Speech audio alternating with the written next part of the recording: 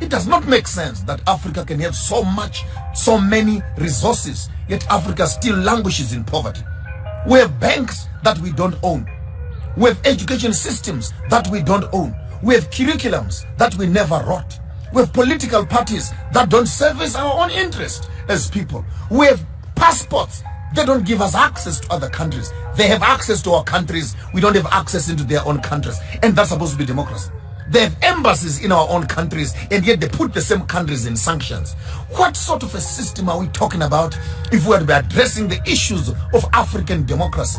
African democracy is a crippled child who is sitting on a wheelchair, a paraplegic wheelchair. In as much as our countries are claimed to be democratic, they are not free at all. Our economies are ruled by the West. Our education is ruled by the West. Our medicine is given by the West. Our diseases are managed by the West. Our populations are managed by the West. Our technologies are imposed on us by the West. So which part of us can you say is democracy?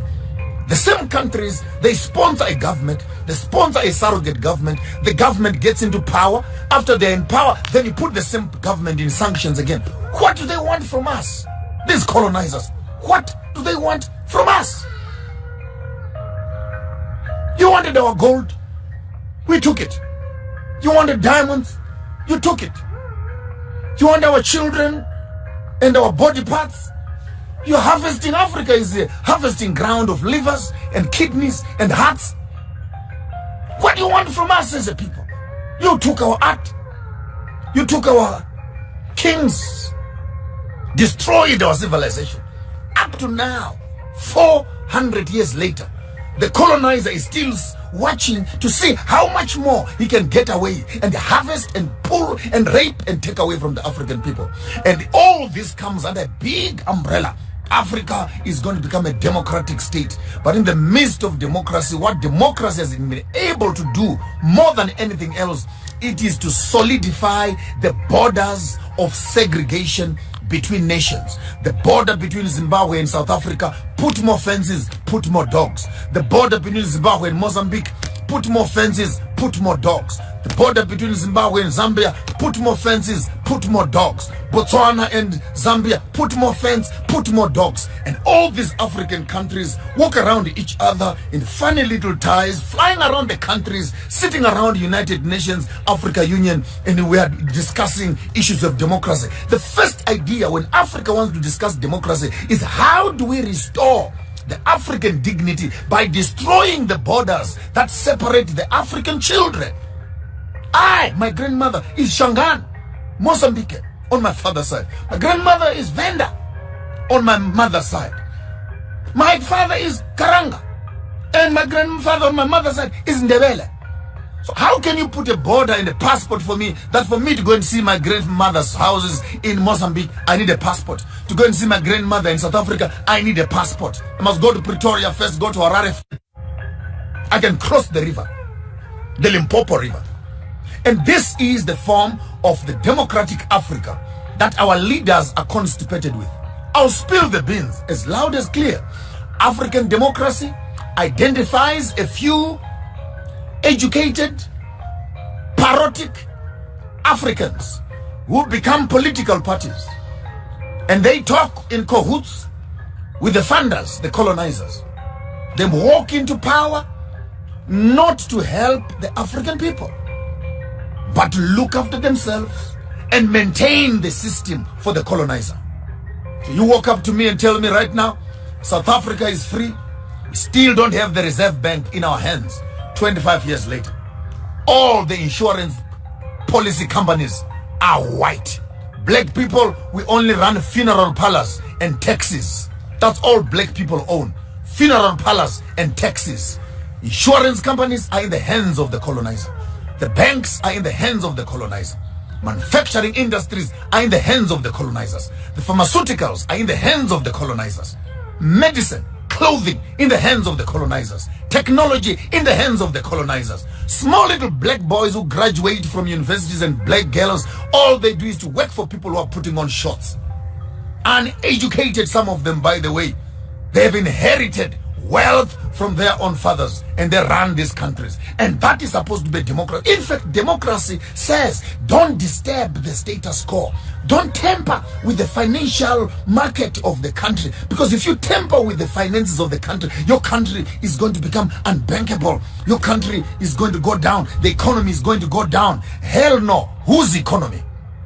Show me one black person who has money. Show me one black person who owns an industry. Show me one black person who owns a pharmaceutical company, who owns a manufacturing industry. You'll be shocked to discover we are still slaves and servants working for the colonial system. Take note, I'm not insulting any political party, but I want to insult their insensitivity that they walk around and campaign. I'm saying this from Nigeria to Uganda to Kenya to Ghana to Zimbabwe to South Africa to Botswana, anywhere in Africa. Tell me one political leader who has made an intentional business of improving and establishing factories for his own people. Sit around approving business budgets for what? Just take that money, open industries. Take that money, open up mines. Take that money, open up agricultural farms. Have food for your people, employment for your people. How complicated can that be? The model to follow is Dubai. Look at Emirates. They have nothing. All national fund. Use the national fund to make Dubai a capital city of industry for the whole world. Here we are in Africa. We have cocoa, we have bananas, we have coal, we have platinum, we have diamonds, we have oil, we have weather, we have tourism, we have everything. But in the midst of all these resources, our African people are still languishing in poverty. Can I ask you, the intelligent ones, what is the problem of Africa? What is the problem? We have the resources, we have the universities, we have the education, we have the skills. What is the problem? The problem is we are trained to maintain a system that does not benefit us. We go to school to learn to maintain that system. We train our children to look after the system. Our political system has no will at all to empower the local people. It has no will. There's no political party that wants to remove bread from the mouth of the white man. That's a fact. Because all these political leaders are eating with the colonizer. So how can you destabilize a system that is giving you food? So it's the typical state where Uncle Tom kind of boys who now are being told, you are not like them. You are a better black than them. Please, you can eat here. You can sign here. You can own this also and that. And before you notice it, 5 years, 10 years later, our political leaders have just become rubber stamps in government for pushing a European colonized agenda. I'm still looking for a country that will take its own resources and improve its own infrastructure. I challenge all the African political heads across Africa. Go to Dubai, not to shop. Go and study. Go and study how a place that has nothing has been able to change its course from a desert to a capital city of shopping in the world. Go there and study. Many of you who are here always insulting me about Christianity. Some of the most prosperous countries in the world are non-Christian at all. Look at China. Look at India. They are succeeding. Do they even believe in Jesus? So stop making economic issues religious issues. We need to start looking at politics and these political issues head on and look for real solutions. And many of us who are in the business of praying, for how long shall the African continue to pray? 500 years later, still praying, calling on the name of Jesus. What answers does he give us for land? What answers does he give us for poverty? What answers does he give us for sicknesses and disease? What answers does he give us for land? So stop being too obsessed with cliches of religion that lock you and paralyze African function. The African soul and conscience is trapped in the religion and this spirituality it has been given under the Christian banner and Islam banner, whereby the African child has become twice a slave to the master who governs him and to the religion that manages his conscience. I want to say it publicly. The only reason we are still here, and the only reason the colonizer is still here, because the Bible says, thou shalt not kill. That's why they're still here. If we did not have the Bible that says, thou shalt not kill, tell me what we would have done with the colonizers up to this very day. I'm not lying. You can come and lock me up and call this hate speech. We would have flushed them out and thrown them out in the Indian Ocean and sent them back where they came from. But because of religion and because of Christianity, and you white people, you better all of you become Christians. You better become Christians. It's embarrassing that now blacks have become more Christian than white people themselves. Because the only thing that is keeping you on Africa, living with people that you are oppressing, is the religion that you gave them. And I'm speaking on behalf of, I'm a minister of the gospel, fully trained. Our business is to manage the consciences of the community to make sure that they don't fight and revolt against the system. Yes, that's what we do. We teach the people how to dress, how to treat Mlungu, how to look for jobs, and how to become yes boss, yes boss, yes boss, and how to work together. And at the end of the day, the system we have been given is not there for the liberation of the African people. I challenge the political systems, challenge EFF, challenge ZANU-PF, I challenge ANC, I challenge all the political parties, wherever you are. When you win, when you lose, go to other countries and study and see how they have nationalized their resources so that those resources can benefit the local people. I can't believe Zimbabwe, my own country, has 87 rare minerals that are being looked and sought for in the whole world. And yet the country to date does not have its own currency. Does not have its own currency. What's your problem? The mines are in your hands. The taxes are in your hands. Can't you just take tax money and dig the damn diamonds, dig the damn platinum and sell it? Build roads and hospitals for the people? How complicated can that be? How complicated can that be? Can you please send this video to Elder Mnangagwa himself? How complicated can that be? No, there must be a board, a barrow, there must be a committee, there must be what? A board that will process things, and before the money even comes there, all the hungry political leaders are in the pot, harvesting and stealing the same money from the same coffers that's supposed to be helping the community. Where do we begin as African people? We're constantly running on hungry stomachs, and hungry stomachs don't make politics at all. And I want to say, as I said at the beginning, our problem in Africa, our problem is democracy. And democracy has no spirituality. Democracy has no God. Democracy has no ethics. Democracy has no morality. Democracy has no conscience. Democracy assists colonialism to survive more. Put a system that maintains the colonial system. If you want to fight with me, I can write a research paper on that, but that's a fact. That's a fact. You walk into power, you destabilize the system, they put you on sanctions, put your economies into quarantines and into chaos. There you are again begging and crawling on your feet, looking for the Western world to approve, give you loans and etc.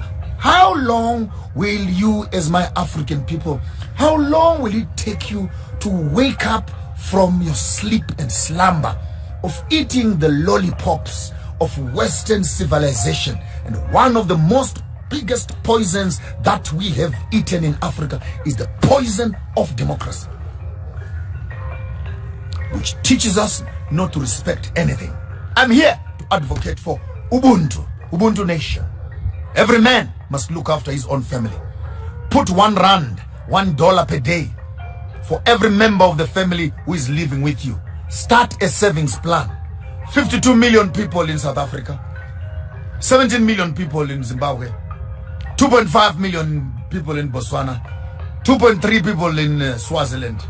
If we can put all these R1 per day kind of money, we are able to create our own banking, our own financial system, which can challenge and collapse all the financial institutions that Africa is now incubating, which are colonial systems. I don't care who they are, from Ernst & Young to Old Mutual to Standard Bank to FNB to Nedbank, all these systems that are in the hands of the colonizer. We don't need these systems at all. If we can take the money that we work for and we keep it together. Now, because we are all in debt, let's start slowly. Let every member of the African Ubuntu nation create a doggy bag, a kitty, have a small little savings plan in your house. R1 per day, 1 pula per day, 1 malangeni per day. Keep that money with you. We'll make a calling very soon. We put all those R1 per days into one big kitty. We can begin, even if the white people say they want us to buy the land, we can afford to buy the land for ourselves. 52 million rand a day or 47 million rand per day times 10, that's for 10 days, times 100 days, times 1 year. Those are trillions of dollars. We don't need a donation from anybody.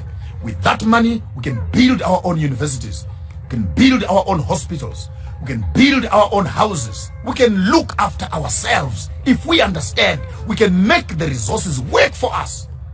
Instead of taking 2,000, 3,000 rand per month to pay for a gym, to pay for health insurance, to pay for insurance, which we can't even afford. Why can't we take our own money, R1 per day, buy and build our own hospitals, which we can look after ourselves, which we can afford, competitive prices for our own people. I'm here to advocate for a new day for the African people. We're tired. I'm getting old, and I'm wondering how long will this go. Please start Googling, start reading about Ubuntu Nation. Ubuntu Nation, Ubuntu Nation, Ubuntu Nation, Ubuntu Nation is our only solution and our last stroke of hope as Africans. Let's take the money that we are working for at a minimal of each one of us who is working. Start putting that money together.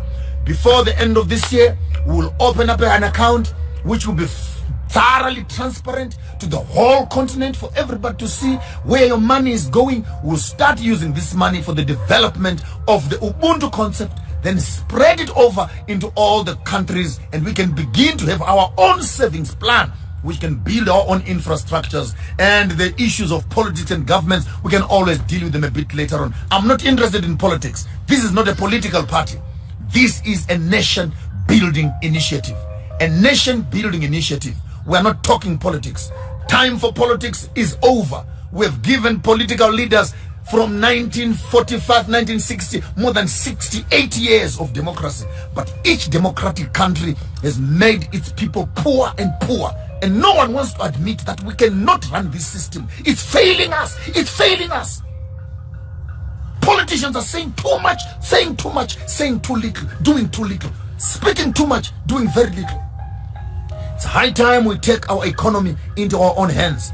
And when we have our economy in our own hands, we can determine the politics of every country, determine the health of our people, determine the entertainment of our people, determine the fashion of our people, determine the industries of our people, determine the hospitals of our people, midwifery for our own children, education for our own children, land for the future generation, and preserve the things that we think they're important to us. Ubuntu Nation.